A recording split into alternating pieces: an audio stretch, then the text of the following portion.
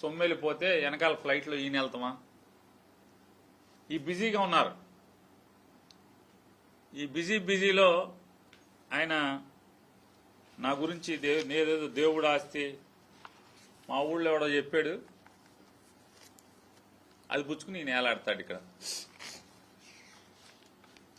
కుక్కతోక పట్టుకుని కృష్ణానది ఇటు నుంచి అటు సీతానగరం వరకు ఏదటం సాధ్యం కాదని అతనికి మెల్లగా అర్థం అవుద్ది.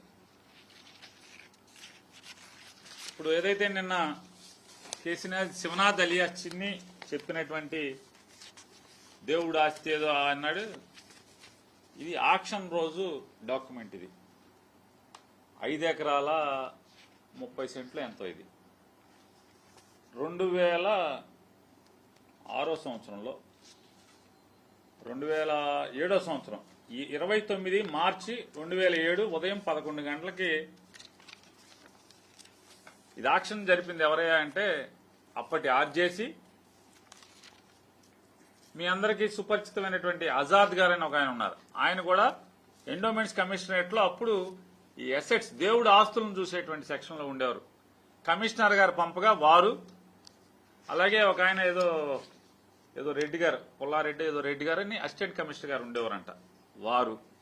వీరు ముగ్గురు కలిసి వచ్చి ఆక్షన్ పెట్టారు. ఆక్షన్ లో 135 మంది ఒక్కొక్కరు 2 లక్షల రూపాయలు డిపాజిట్ గా కట్టి ఆక్షన్ పాడుకున్నారు. ఇది ఎండోమెంట్ డాక్యుమెంటే, నాది ధరావతుల జాబితా.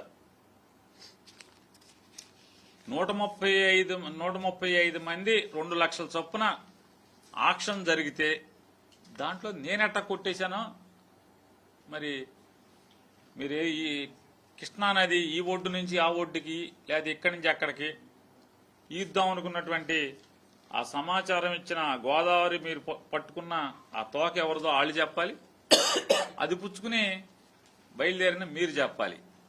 ఈ 135లో సరే వీళ్ళందరూ నేను వదిలిచ్చావంటే ఈ 135 మందిలో దాదాపుగా 50% మంది టీడీపీ వాళ్ళు. ఇందులో 30వ పేరు 2 లక్షల రూపాయలు కట్టినటువంటి 30వ పేరు కొల్లు రవీంద్ర గారికి గుండికాయ, ఇంకేదో కాయో రోజు ఆయనతోనే ఉంటాడు, పల్లపాటి సుబ్రహ్మణ్యం గారు. ఈ గుండికాయ కూడా నేను కొనేశానా, నాకు అమ్ముడయ్యాడా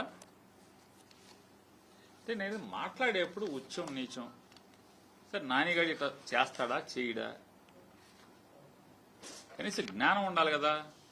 పార్లమెంట్ దాకా వెళ్తా